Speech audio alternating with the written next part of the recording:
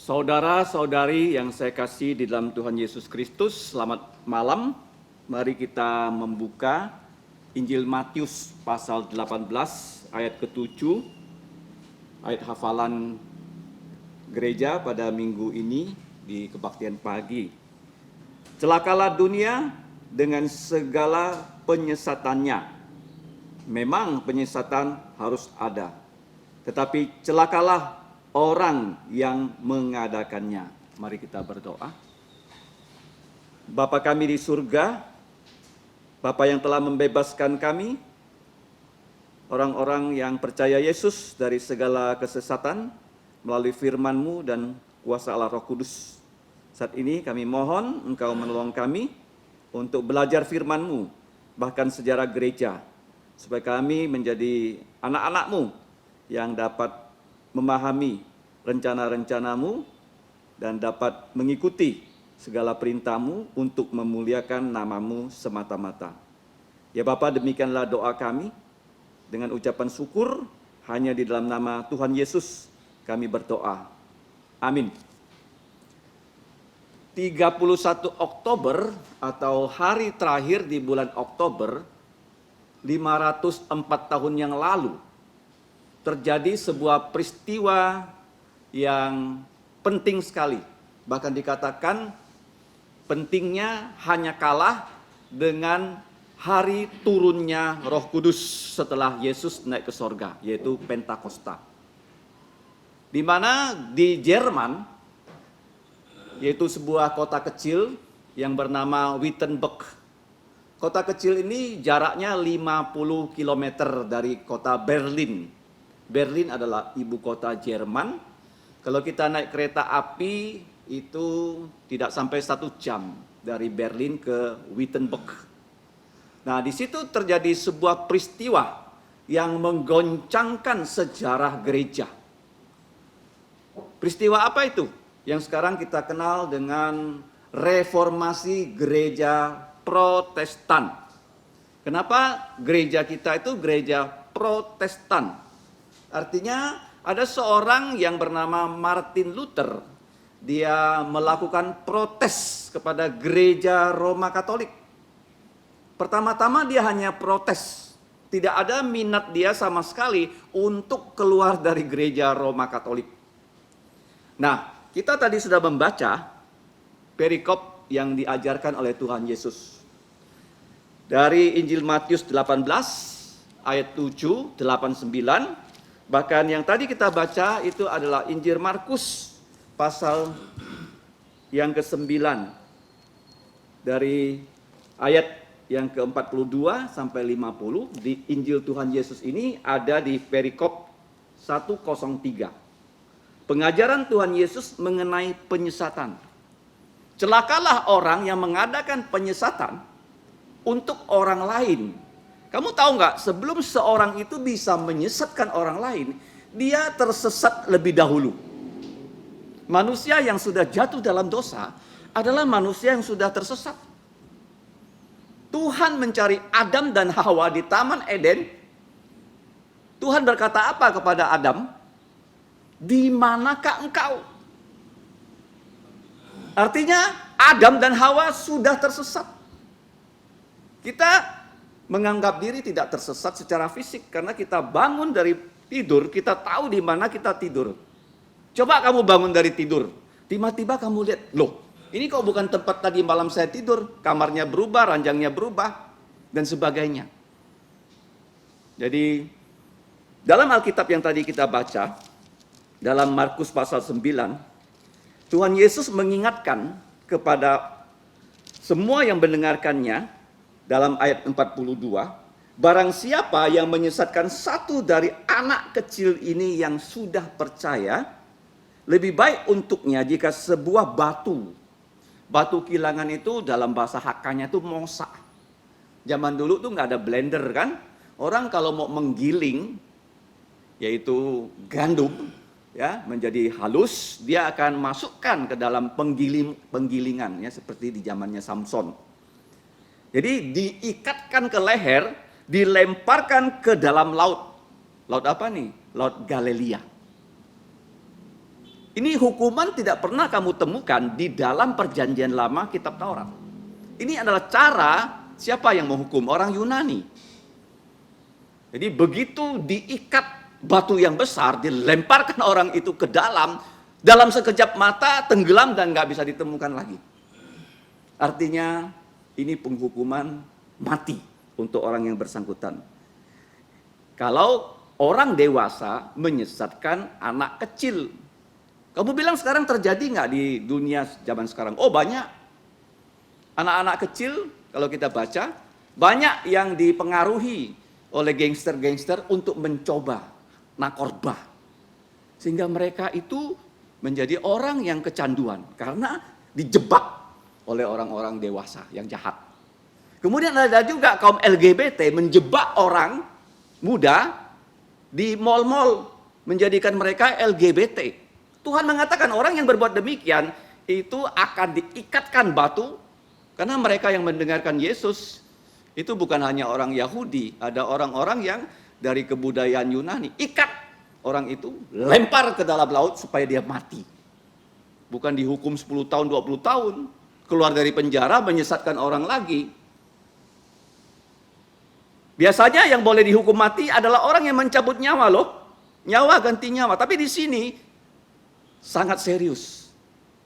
Kalau kesesatan itu diadakan oleh seorang untuk orang lain, orang yang mengadakan penyesatan harus dihukum mati. Berikutnya, orang sebelum menyesatkan orang lain, dia disesatkan dirinya sendiri. Ayat 43. Jikalau tanganmu menyesatkan engkau, penggalah. Karena lebih baik engkau masuk ke dalam hidup, di sini hidup yang kekal, dengan tangan yang kudung, ya, artinya satu tangan tidak ada, daripada dengan utuh dua tangan dibuang ke dalam neraka. Kalau kamu lihat dalam perikop ini, kata neraka itu dikatakan 3 kali oleh Yesus. 3 kali. Artinya kesesatan itu bisa membuat orang masuk dalam neraka. Dan disinilah Yesus menjelaskan neraka itu betul-betul ada, neraka itu kekal.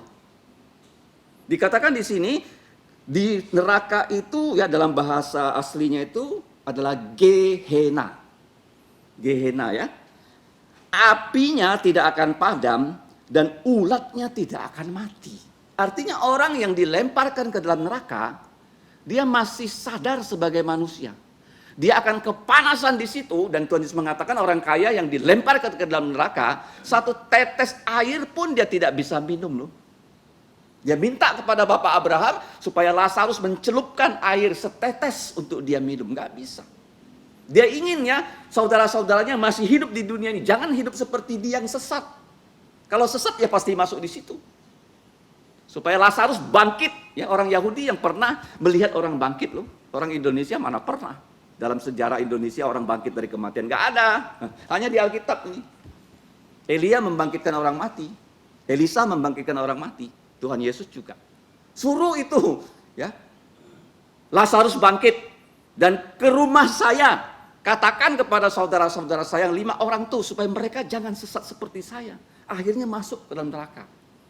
Nah, di sini dikatakan tangan ya, kalau menyesatkan engkau, itu yang pertama. Yang kedua kaki. Yang ketiga mata. Tuhan Yesus mengambil 3 organ tubuh yang vital. Kamu bayangkan kalau kamu tidak punya mata, tidak punya tangan, masih punya mata, punya kaki, masih oke loh. Kalau kamu tidak punya kaki, saya pernah lihat di Parit Baru, saudara Joni pasti pernah melihat, ada orang nggak punya kaki, dia berjalan dengan apa? Dengan tangan, masih bisa. Ini Tuhan Yesus tidak bilang potong semuanya, potong 1 aja. Tapi kalau 3-tiganya nggak ada, mata nggak ada, tangan nggak ada, ya kaki nggak ada, itu lebih baik daripada kamu dengan anggota tubuh yang utuh dilempar ke dalam laut, ke dalam neraka, dan itu nggak bisa keluar lagi, tersiksa selama-lamanya. Dan kalau kita lihat apakah Yesus ini ingin kita melakukan hal ini dengan serius. Orang Yahudi paling tahu Allah telah menciptakan tubuh kita. Mereka percaya anggota tubuh manusia itu 248 organ. Ada mata, ada tangan, ada kaki, ada telinga. 248 organ. Untuk yang belajar di fakultas kedokteran itu pasti mereka harus menghafal ya. Nama-nama Latin ya. Dari tangan itu apa. Saya masih ingat kalau ginjal itu namanya Carpus adiposum. Itu ginjal ya. Ada 2 namanya ya dalam bahasa Latin. Harus dihafal sebagai seorang dokter. Ya, kalau sakit kencing manis itu diabetes mellitus. Mereka menggunakan bahasa Latin untuk melukiskan organ-organ tubuh manusia. Nah, di dalam perjanjian lama dari kitab Keluaran sampai Ulangan, orang Yahudi sudah membuat daftarnya satu persatu. Ada 248 perintah.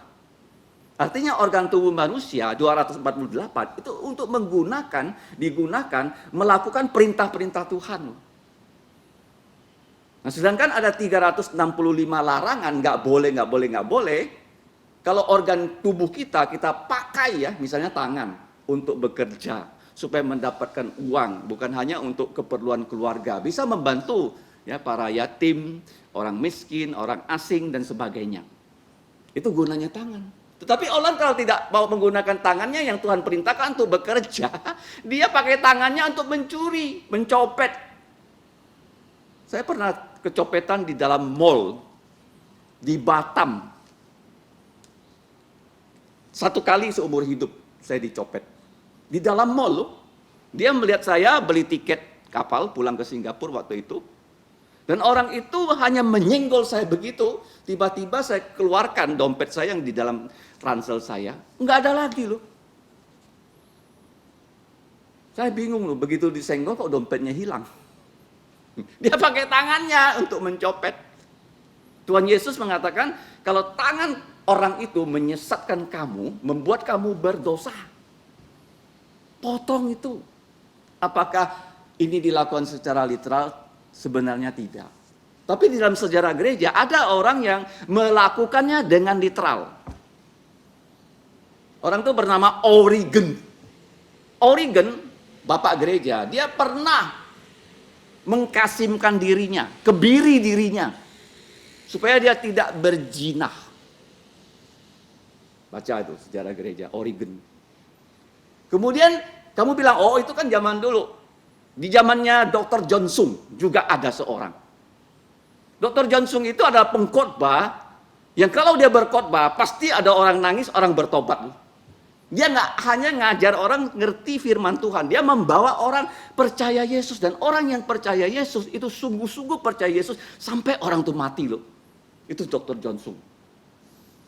Sebelum Tiongkok menjadi komunis, Allah membangkitkan Dr. John Sung, membuat orang di Tiongkok bertobat.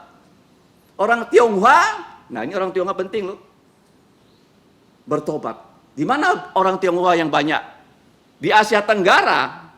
Ada di Malaysia, ada di Singapura, ada di Indonesia, sampai Ambon. Dia berkhotbah sampai di Ambon loh.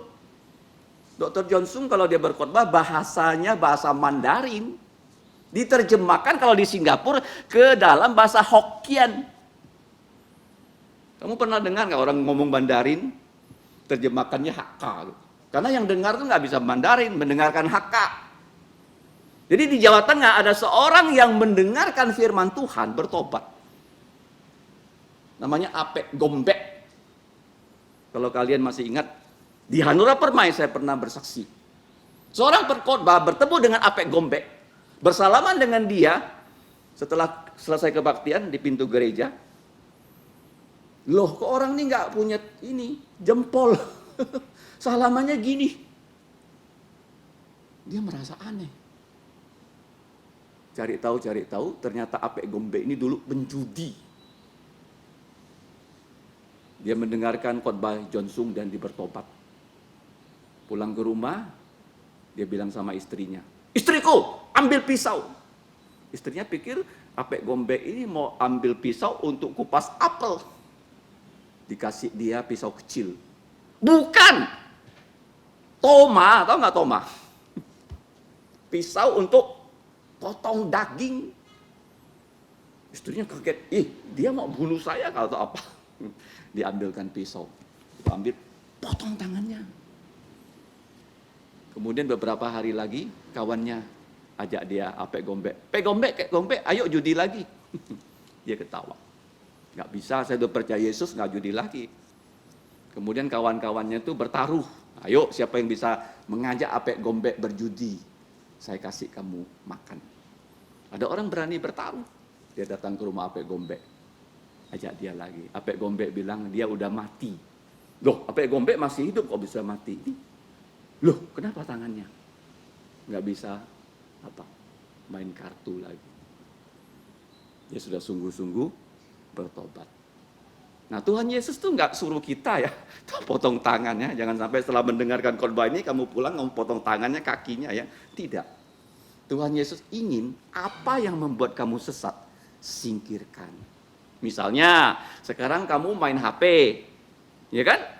Kamu belajar dengan HP boleh. Tapi jangan main HP setelah belajar sampai jam 12 malam terus HP. Bangun pun HP. Taruh. Ya, jangan lagi itu membuat kamu menjauh dari Tuhan. Itu maksudnya. Nah, di sini Alkitab mengatakan neraka itu 3 kali, artinya siapa yang berdosa, tidak bertobat, tidak percaya Yesus, kalau dia mati membawa dosa, pasti Tuhan tangkap rohnya, dilemparkan ke dalam neraka.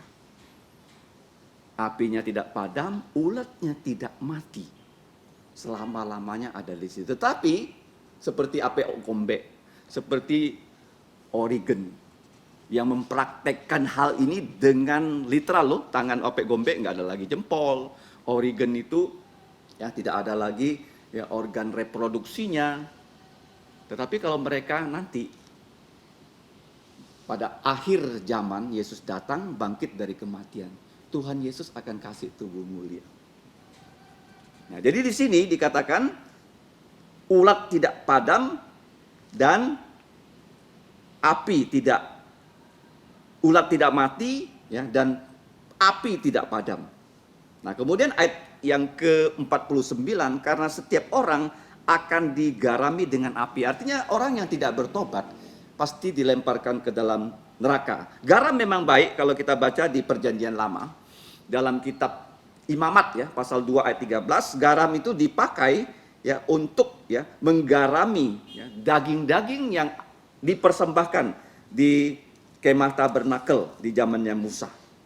Jadi garam supaya apa? Garam itu ditaruh ke dalam daging supaya dagingnya tidak busuk. Artinya begini ya, kalau kita memiliki ya firman Tuhan dan kuasa arah Roh Kudus, kita hidupnya tidak busuk. Kalau tangan kita, kalau mata kita, kalau kaki kita digunakan untuk melakukan firman Tuhan. Tetapi sebaliknya, kalau semua organ tubuh kita pakai ya untuk memuaskan nafsu. Apa itu dosa? Dosa itu adalah memuaskan nafsu. Nafsu apa? Ada 3 nafsu. Nafsu daging, waktu Hawa melihat ya buah pengetahuan baik dan jahat, apa yang terjadi dengan Hawa? Dia merasa buah itu sedap. Yang kedua, dia melihat buahnya itu enak untuk dimakan. Ya, makanya sekarang ya orang membuat iklan ataupun memasang produknya pasti dibuat dengan cantik-cantik supaya orang mau beli. Yang ketiga, kalau kita sudah punya produk itu loh, wah kita menjadi apa? Sombong. Bisa seperti Allah. Jadi itulah dosa yang merupakan pengumbaran hawa nafsu daging, nafsu mata, dan kesombongan hidup. Jadi kita tidak boleh ya jatuh dalam dosa seperti itu. Hendaklah kamu mempunyai garam di dalam dirimu, artinya hidup kamu sendiri jangan disesatkan. Kalau kamu disesatkan, kamu bukan hanya sesat, kamu bisa menyesatkan orang lain dan selalu hidup damai dengan orang yang lain. Artinya begini ya, kita sebagai orang Kristen tidak boleh bermusuhan dengan orang-orang percaya. Kalau ada sedikit sengketa, Yesus mengatakan cepat-cepat selesaikan. Ya, dengan orang yang bersengketa dengan kita. Nah, kenapa ayat-ayat ini dipilih untuk kebaktian reformasi? Karena kalau kita membaca di Alkitab, ciri khas dari dunia ini adalah penyesatan. Kalau kamu membaca di dalam Kejadian pasal 1, pasal 2, Allah mengancam loh. Kalau kamu memakan buah pengetahuan baik dan jahat, kamu pasti mati. Karena manusia diberi kehendak bebas. Kita bukan robot loh. Kita diberi kehendak bebas. Nah, tetapi dalam pasal 3, iblis yang lebih dulu jatuh di sorga, itu menggunakan ular untuk menipu Hawa, untuk menipu Adam. Dan Hawa jatuh, dia membawa suaminya jatuh, sehingga semua manusia yang merupakan keturunan Adam akhirnya jatuh dalam dosa dan sesat. Kita di sini sesat semuanya. Apakah dia profesor yang pintar, IQ-nya 200, tetap di mata Tuhan itu sesat. Artinya begini, kalau kita hidup, kita tidak dicari oleh Yesus, kita tidak bertemu dengan Yesus, mati pasti masuk neraka. Dia mau orang kaya, dia mau profesor, dia mau presiden, mau raja, nggak peduli. Sesat. Makanya dikatakan putra manusia datang untuk mencari loh, dan menyelamatkan yang hilang, yang sesat. Kalau sekarang kamu berada di sini, saya berada di sini, itu artinya kalau kita sudah sungguh-sungguh percaya, Yesus sudah cari kita loh. Bukan kita yang cari Yesus. Kita nggak bisa cari Yesus. Seperti anak kecil yang sesat. Nggak mungkin dia cari orang tuanya. Orang tuanya yang cari dia. Di sini yang pernah sesat tuh putra sulung saya bernama Elnatan. Dia di belakang. Usianya waktu itu baru 2 tahun ya. Estra baru lahir. Jadi mamanya, istri saya, berada di Mangga 2 Mall di Jakarta yang besar itu. Dan Elnatan ini ya, dia pergi menjelajah mall. Semua orang udah nangis mencari-cari Elnatan. Saya sedang mengajar tuh firman Tuhan di sini, di Setara. Tiba-tiba dapat telepon, hari itu hari doa puasa. Tolong doakan Elnatan hilang. Hilang di mana? Mangga 2 Mall. Waduh, bahaya sekali loh. Itu mall yang besar, yang ramai. Tapi puji Tuhan, setelah mereka cari berjam-jam, akhirnya ketemu di mall yang sebelah loh, udah nyebrang. Itu karena kemurahan Tuhan dia masih hidup loh. Elnatan itu. Karena kakak sepupunya yang bernama Grace, yang seusia Irene, itu melihat Elnatan lari sana lari sini, dia terus mendampingi Elnatan. Jadi mereka dua itu yang sesat. Sehingga dia lebih besar, akhirnya Elnatan ini tetap aman bersama dia.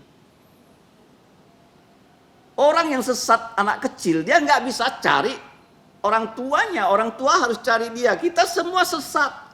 Dan Yesus datang mencari kita yang sesat.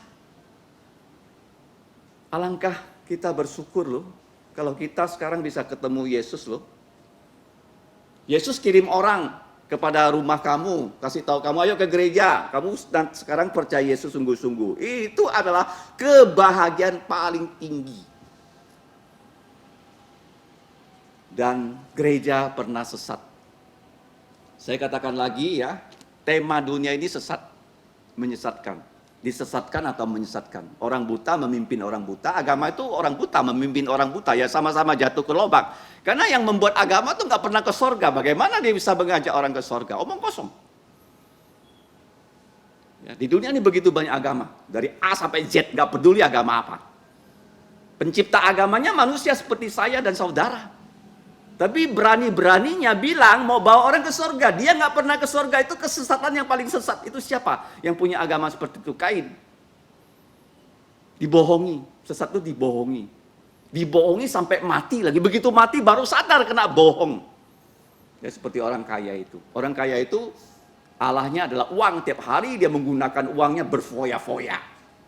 Makannya enak, pakaiannya enak, hidupnya enak. Begitu mati langsung ketemu neraka. Kitab suci ini ya tentang kesesatan. Kalau kamu membaca kitab Yudas juga tentang kesesatan.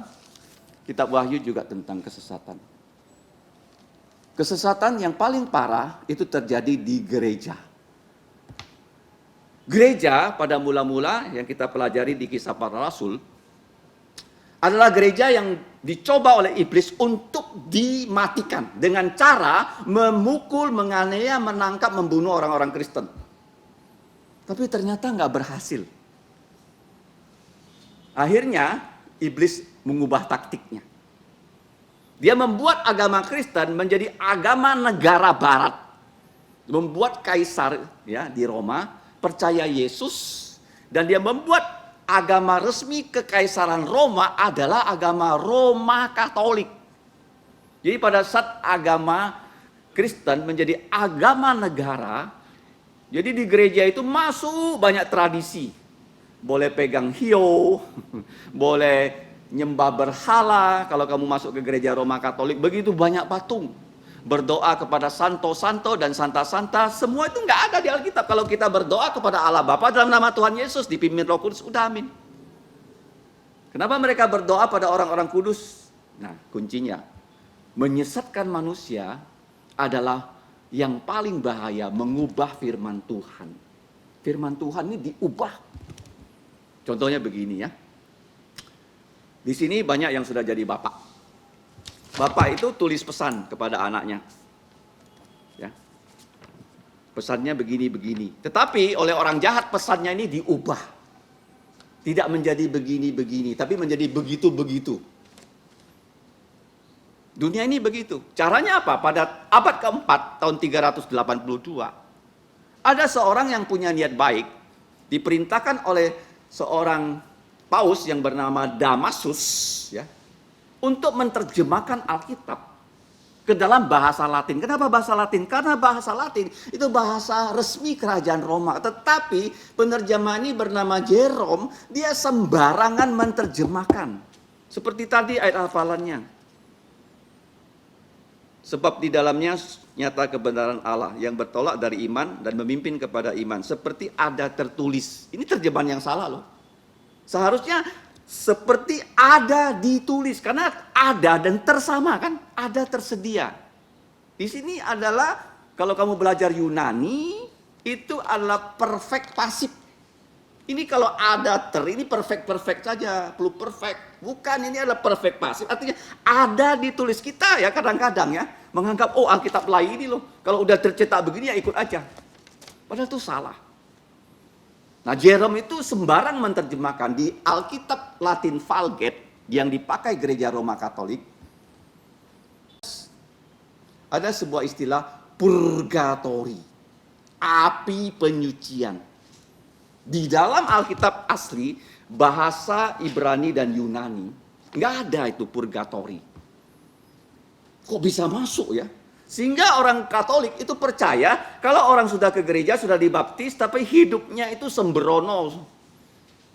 Ya, dia sudah dibaptis orang Kristen, berbohong iya, berjudi iya, macam-macam dosa-dosanya. Di luar gereja lah, kalau ke gereja ya semua kelihatan baik-baik.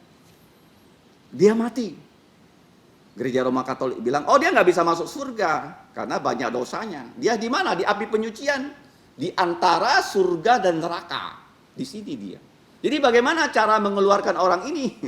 Oke, yang masuk surga itu ada namanya santo, santo, dan santa-santa. Jadi gereja Roma Katolik itu membuat orang dikanonkan jadi santo dan santa. Contohnya di Pontianak ini ada santo apa? Agustinus, Santa Monica. Kalau santo pria, kalau santa itu perempuan. Padahal kalau kita percaya Yesus, semua kita ada santo-santo, santa-santa loh. Orang-orang kudus posisi kita di matanya Allah Bapa karena darah Yesus sudah membasuh semua dosa kita. Jadi mereka mengatakan para santo, para santa, mereka itu masuk surga bukan karena darah Yesus, karena mereka itu beramal. Amalnya itu lebih, jadi ada tabungan amalnya itu di banknya sorga, dan bank ini siapa yang pegang saldonya itu gereja Roma Katolik.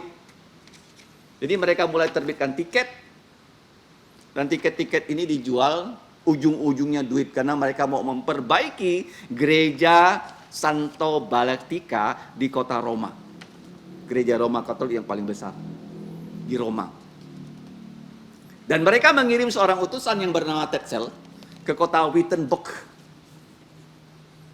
Dan Tetzel itu akan menjual tiket pengampunan dosa supaya uangnya masuk ke dalam gereja Roma Katolik untuk memugar gereja. Boleh nggak sekarang kita jual tiket untuk mendapatkan uang? Nggak boleh. Uang gereja hanya boleh masuk ke kantong persembahan. Dan nggak ada yang tahu kamu persembahan berapa. Gereja kita nggak seperti gereja-gereja yang lain. Oh, si A persembahan sekian juta, si B persembahan sekian miliar, dicatat. Enggak. Setiap uang persembahan yang masuk, tanggung jawab kita masing-masing. Jadi tidak ada disebutkan siapa yang kasih persembahan. Akhirnya Martin Luther, sekarang banyak orang namanya Martin ya, di gereja kita ada namanya Pak Martin. Ada orang namanya Luther, karena terkenal sekali. Dia lahir tahun 1483. Dia lahir, sebenarnya bapaknya ingin dia menjadi seorang pengacara. Tapi akhirnya dia diselamatkan ya oleh Santa Ana, dia bilang ya. Waktu dia berjalan pulang ke rumahnya, tiba-tiba ada petir ya menyambar dia. Dia nggak mati. Dia percaya itu yang menyelamatkan dia itu Santa Ana. Ya. Akhirnya dia bilang, oh saya nggak mau lagi sekolah hukum, saya mau sekolah menjadi pastor. Akhirnya dia sekolah pastor, umur 24 masih muda, dia sudah jadi pastor loh. Dan pada umur 34, 15-16, waktu Tetzel ya diutus oleh Paus Leo menjual tiket pengampunan dosa di kota Wittenberg. Dia merasa ya, apa yang dia pelajari di Alkitab bukan bahasa Latin, karena dia adalah profesor teologia. Dia belajar Alkitab dalam bahasa asli, Ibrani, Aramik, Yunani. Dia tahu, ini orang pintar di Jerman. Dan dia ingin mengajak Tetzel itu debat. Sebenarnya dia nggak mau keluar dari gereja Roma Katolik. Jadi malam-malam tanggal 31 bulan Oktober dia tempelkan 95 poin ya tidak setuju dengan apa? Indulgensi tiket pengampunan dosa. Dia tempel di gereja. Dengan harapan nanti tanggal 1 ya, November itu gereja Roma Katolik merayakan Hari Arwah, ya kan? Hari Arwah kan? Hari Santo-Santo, Santa-Santa, dan mereka akan ke gereja dan membaca itu. Luther mengharapkan ada debat dengan orang itu. Tidak sesuai dengan Alkitab. Akhirnya apa yang terjadi? Jadi 95 pendapat Luther itu bisa menyebar ke seluruh Jerman loh. Gereja sudah disesatkan selama 1000 tahun loh. Jadi mereka menganggap kalau percaya Yesus belum cukup, tidak bisa masuk surga. Harus apa? Menjadi pastor nggak kawin, menjadi suster nggak kawin, sehingga hidupnya suci. Ya, memukul diri begini loh. Kalau mengaku dosa nggak cukup loh. Kamu harus lukai tubuh kamu ya supaya kamu merasa sakit, sehingga kamu ya dosanya bisa ditebus. Berlutut berjam-jam di lantai. Padahal Alkitab mengatakan apa? Kalau kamu mengaku dosa dengan mulut dan kamu sungguh-sungguh bertobat, darah Yesus menghapus dosa kamu, ya sudah, dosanya selesai. Darah kita yang keluar nggak bisa menghapus dosa kita. Itu yang terjadi di gereja Roma Katolik.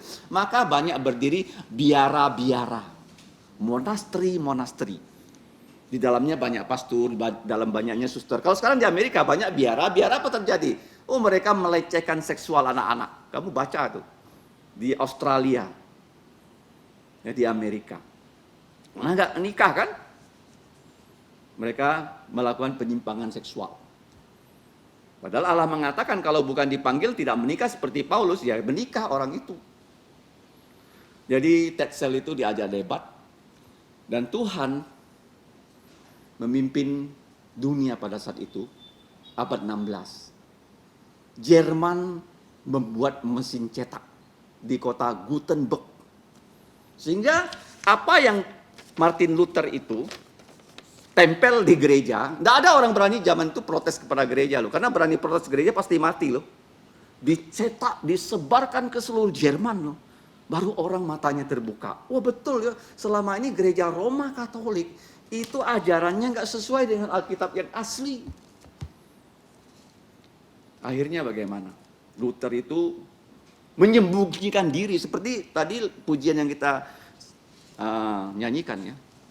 Allah itu benteng yang kukuh berdasarkan Mazmur 46. Itu waktu dia sembunyi dia tulis lagu itu loh. Ya, karena dari gereja Roma Katolik sudah dikeluarkan satu surat ekskomunikasi Martin Luther. Artinya begini loh, darah Martin Luther tuh halal kalau zaman sekarang ya. Barang siapa bisa nangkap dia, bisa bunuh dia, itu boleh. Martin Luther ternyata membuat gereja Roma Katolik tidak berhasil mencegah gerakan dia, dan akhirnya banyak orang yang sungguh-sungguh percaya Yesus keluar dari gereja Roma Katolik. Potong. ekskomunikasi. Dan pada saat gereja itu keluar dari gereja Roma Katolik, satu tokoh itu namanya Martin Luther. Kalau kita lihat siapa tuh Martin Luther, dia adalah orang yang percaya Kristus. Reformasi sekarang sudah tidak diingat gereja. Karena ya tadi istri saya bilang sama saya, hari ini 31 Oktober dunia itu merayakan hari Halloween. Harinya hantu ya. Banyak orang tahu harinya hantu, tapi tidak banyak orang tahu apa itu reformasi. Bagaimana cara mengingat reformasi? Banyak sekarang gereja justru sesat, ya tidak lagi mengikuti ajaran firman Tuhan. Yang pertama adalah ada 5 hal yang perlu kita ingat, karena saya tidak punya tiang, saya pakai ini aja ya. Yang pertama itu tiangnya adalah solus Christus. Hanya Kristus saja. Kalau kita percaya Yesus seperti penyamun sebelah Yesus, kita sudah diselamatkan. Solus Christus, itu yang pertama ya. Ada 4 tiang. Tiang kedua, Martin Luther itu dan kawan-kawan mengatakan sola scriptura. Hanya Alkitab saja, bukan tradisi gereja. Di gereja Roma Katolik ada 7 sakramen. 5 sakramen yang tidak Alkitabiah. Kalau kita hanya 2 sakramen, yaitu sakramen baptisan menggantikan sunat, sakramen perjamuan kudus menggantikan perayaan Paskah. Jadi sola scriptura, dan Alkitab Roma Katolik itu 66 kitab tambah 14, 80 kitab. Kalau kita hanya 66. Perjanjian Lama 39, Perjanjian Baru 27, hanya 66. Sola scriptura. Nah, Martin Luther dia menerjemahkan Alkitab pada saat umur 34 setelah dia lari. Dan Alkitab Luther dalam bahasa Jerman loh. Dia terjemahkan dari bahasa asli ke bahasa Jerman, dan bahasa Jerman sekarang yang kita kenal itu bahasa Alkitabnya Luther loh. Kamu bayangkan loh. Dan Jerman itu terkenal negara yang bagus teknologinya, ekonominya, karena mereka keluar dari gereja Roma Katolik. Kalau di gereja Roma Katolik banyak tahyulnya. Banyak kutuknya loh. Tapi Jerman yang pada saat reformasi mereka kembali ke Alkitab. Bukan hanya gereja ini diberkati loh, tetapi kehidupan ekonomi mereka juga diberkati. Dan Luther bukan hanya membuat Alkitab tersedia dalam bahasa Jerman, karena pada zaman itu gereja Roma Katolik mengatakan hanya boleh Alkitab dalam bahasa Latin. Kalau siapa berani menerjemahkan Alkitab ke dalam bahasa apapun juga, bahasa Eropa, akan dihukum mati. Luther mau dihukum mati, tapi nggak bisa, dia dilindungi Tuhan. Dan kamu tahu nggak, mesin cetak yang pertama dipakai untuk mencetak Alkitab loh, di kota Gutenberg. Kemudian Luther itu bukan hanya terkenal dia sendiri menerjemahkan Alkitab, sola scriptura, dia punya seorang kawan yang bernama William Tyndale dari Inggris. William Tyndale ini, dia paham sekali bahasa Yunani. Dia bisa menerjemahkan bahasa Yunani ke dalam bahasa Inggris. Nah, di sini saya punya Perjanjian Baru, terjemahan dari William Tyndale. Kenapa saya punya? Karena buku ini, Alkitab ini diwariskan oleh Dr. S. Hatto. Ini Alkitab langka. Belum tentu orang yang ke sekolah Alkitab pernah lihat Alkitab William Tyndale. Bahasa Inggrisnya itu ya, kalau is itu bukan is, tapi yes. Ini. Dan di sini nggak ada ayat-ayatnya, hanya perikopnya saja. Nah, William Tyndale ini Tuhan pakai menerjemahkan bahasa Yunani ke dalam bahasa Inggris di Jerman. Karena dia tidak tahu banyak tentang bahasa Perjanjian Lama, Ibrani dan Aramik, dia pergi ke Jerman minta bantuan Luther. Dan Alkitab Inggris yang pertama diterjemahkan secara murni oleh William Tyndale di Jerman diselundupkan ke Inggris tuh. Jadi bahasa Inggris pada zaman itu bahasa yang kelas 3. Kenapa sekarang bahasa Inggris menjadi bahasa kelas 1? Karena kerajaan Inggris setelah mereka percaya Alkitab, Raja Inggris yang bernama Raja Yakobus memerintahkan seluruh Inggris itu ahli-ahlinya berkumpul menerjemahkan Alkitab dalam bahasa asli ke dalam bahasa Inggris, dan mereka memakai karya William Tyndale ini 85%. Dan William Tyndale ini setelah dia pulang ke Inggris dikhianati oleh rekannya Yudas Iskariot ya namanya, kira-kira begitu, dan dia dibakar, dihukum mati oleh gereja Roma Katolik. Jadi waktu dia mau mati apa yang dia katakan? Saya mau orang Inggris pada satu saat dengan adanya Alkitab yang dia terjemahkan. Apakah dia menyesal? Dia tidak. Akan lebih tahu Alkitab karena dibaca dalam bahasa Inggris daripada pastor-pastor dan suster-suster yang tidak tahu bahasa Latin. Baca bahasa Latin tidak ngerti. Akhirnya memang betul. Alkitab KJV 1611. Nah, Alkitab William Tyndale ini kamu tahu nggak? Kapan dihasilkan oleh William Tyndale di Jerman? Martin Luther keluar dari gereja Roma Katolik 1516, 10 tahun lagi loh. 1526. Alkitab William Tyndale ini dicetak. Diselupkan dari Jerman lewat lewat sungai masuk ke Inggris. Inggris itu kan pelabuhan, ada pulau tersendiri.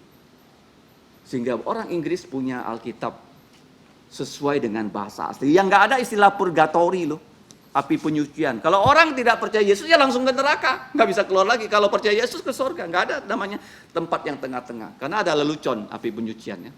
Ada seorang bapak meninggal. Bapak ini hidup dalam dosa, tapi sudah jadi anggota gereja. Jadi keluarganya terus beli tiket pengampunan dosa dengan gereja Roma Katolik. Beli terus. Kok nggak ada habis-habisnya nih? Keluarganya bilang, kapan nih bapak saya bisa keluar dari api pencucian? Oh gampang, hari ini kamu beli tiket terakhir. Besok pasti keluar setelah kamu beli. Terus dia tanya sama pasturnya, pastur, kira-kira bagian tubuh bapak saya mana yang ketinggalan dalam api penyucian? Kaki kanannya. Terus orang tuh nggak mau beli, pulang dia. Pasturnya heran, loh kok kamu nggak mau beli?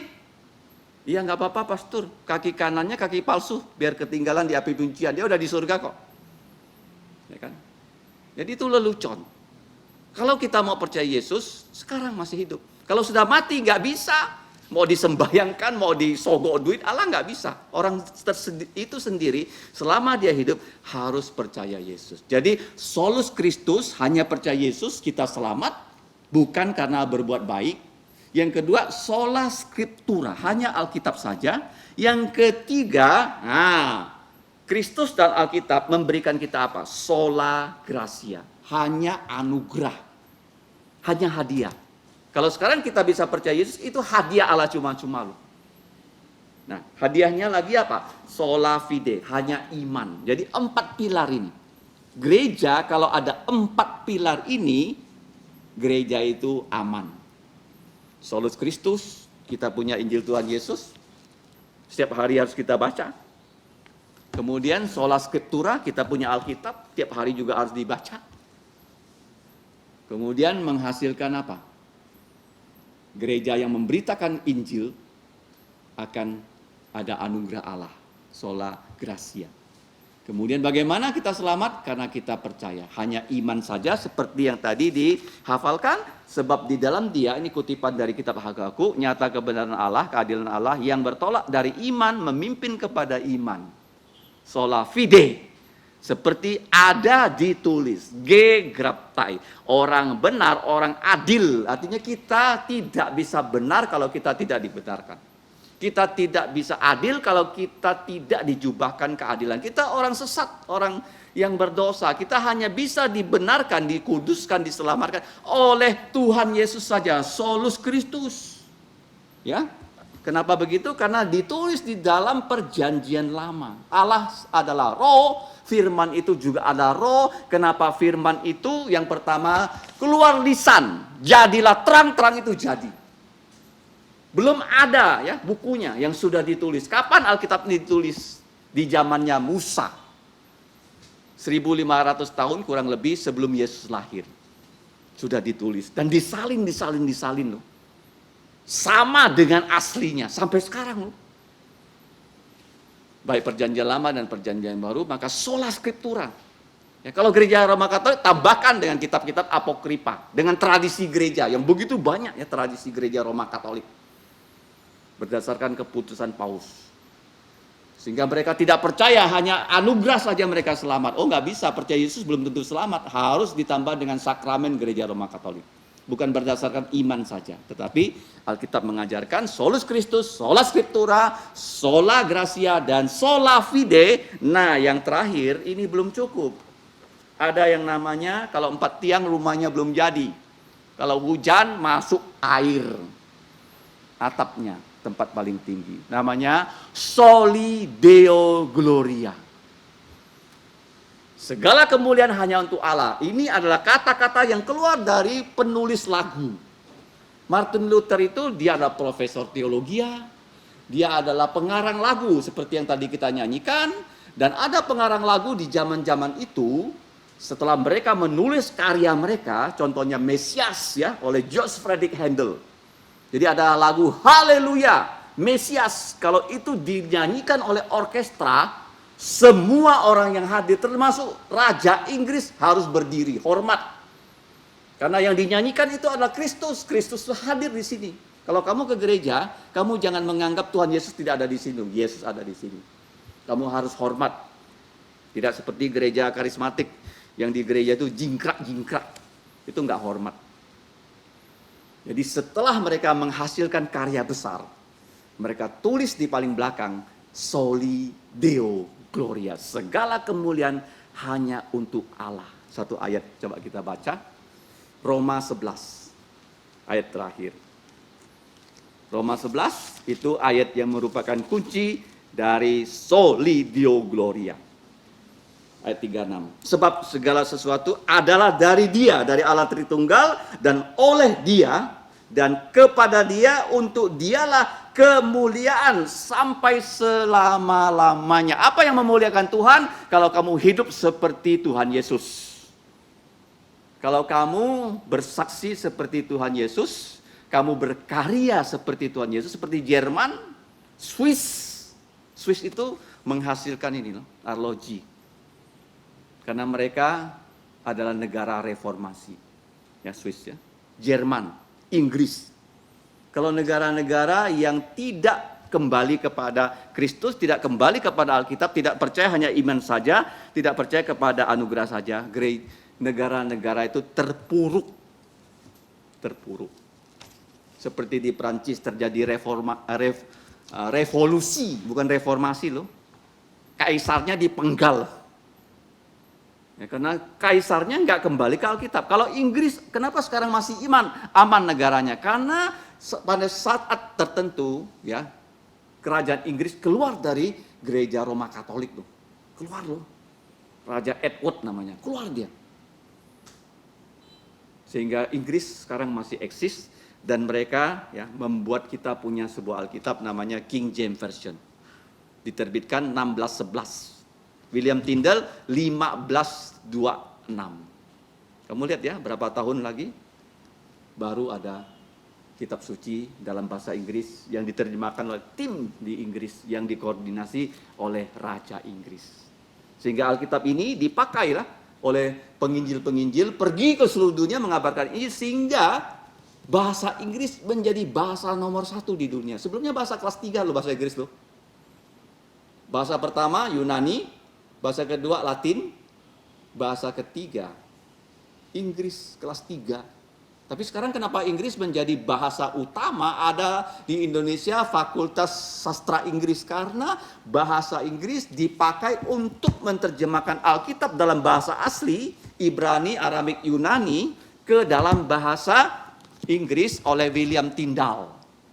Dan karya William Tyndale ini dipakai oleh Raja Inggris bersama ahli di Inggris menerjemahkan kitab suci King James Version 1611. Dan kemana-mana penginjil Inggris, Amerika pergi, mereka menggunakan Alkitab ini. Sehingga Tuhan membuat bahasa Inggris menjadi bahasa internasional. Celakalah orang yang menyesatkan anak kecil, dan celakalah dia kalau dia disesatkan. Kita sesat, tidak bisa kita keluar dari kesesatan kalau bukan Allah yang mengeluarkan kita. Martin Luther itu ya, Tuhan yang memakai dia keluar dari gereja Roma Katolik.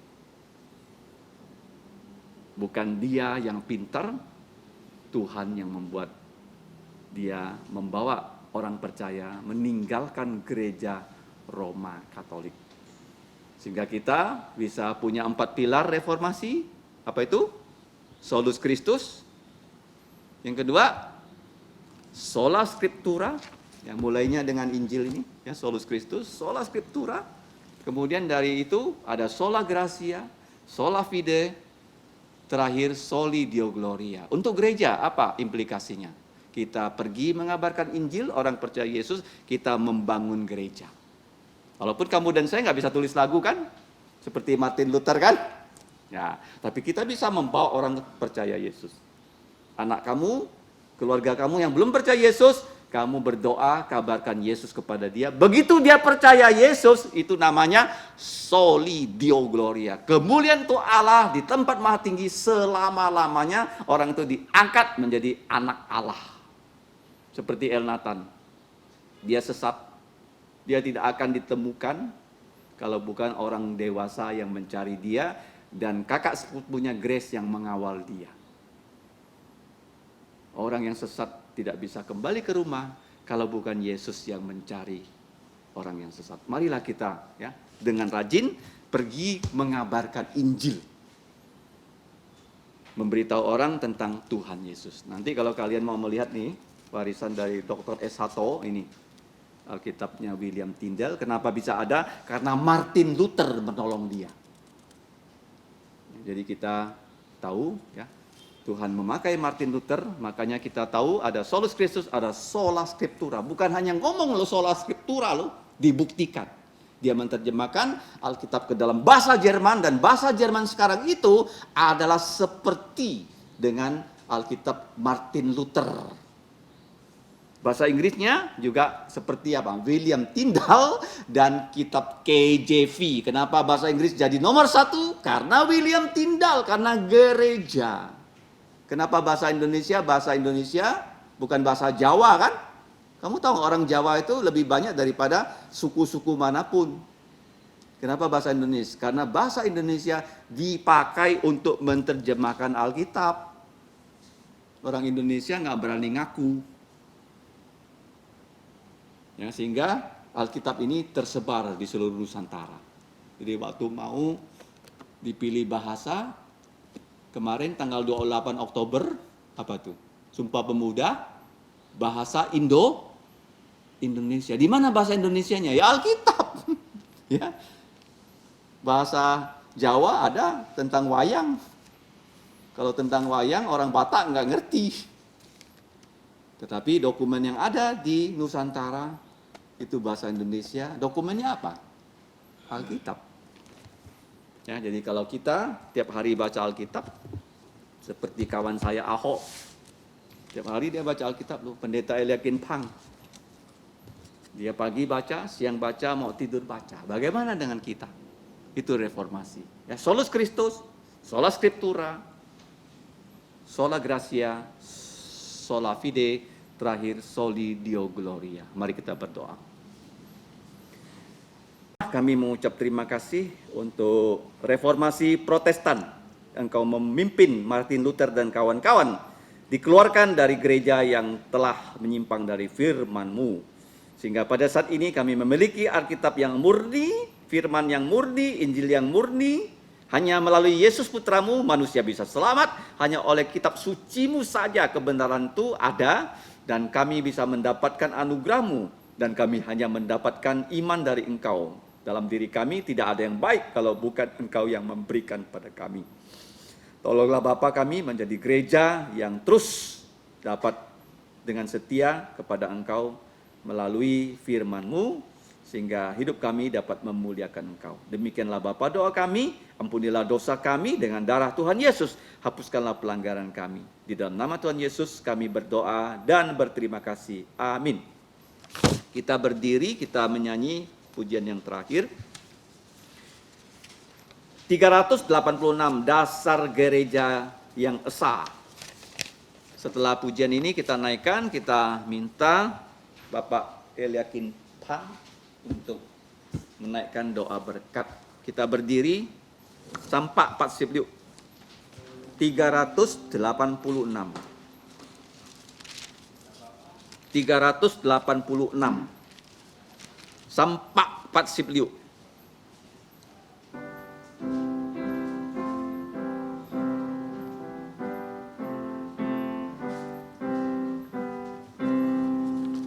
Dasar gereja yang percayalah Yesus Kristus yang dibangun olehnya dengan air firman-Nya. Dia datang mencarinya, jadi mempelainya, korbankan darahnya, menebus gerejanya.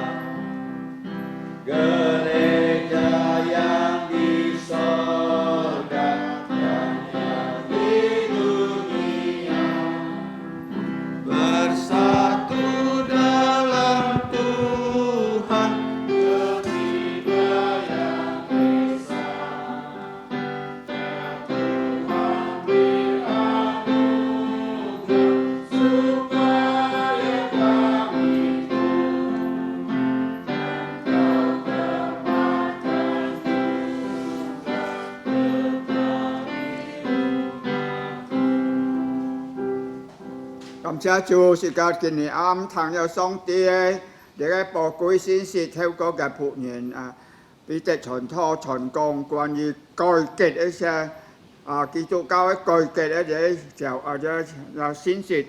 當然嘅話能夠揭出是個先辦行是咪是個腳前嘅電路好講嚟並就前面透露是個人人斟酌是個兩書有聖經裡面所引起嘅祝福。當然，我主耶穌基督恩惠、天父上帝慈愛、聖靈的感動與交通，常常與眾弟兄們同在，從今時一直到永永遠遠。阿門，阿門，頌。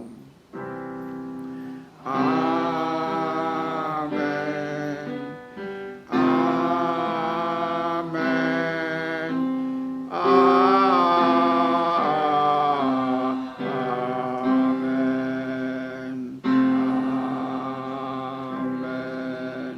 將錯滅道神飛，但用是祝福是教即係嚟唱最後一首詩歌，因主賜福。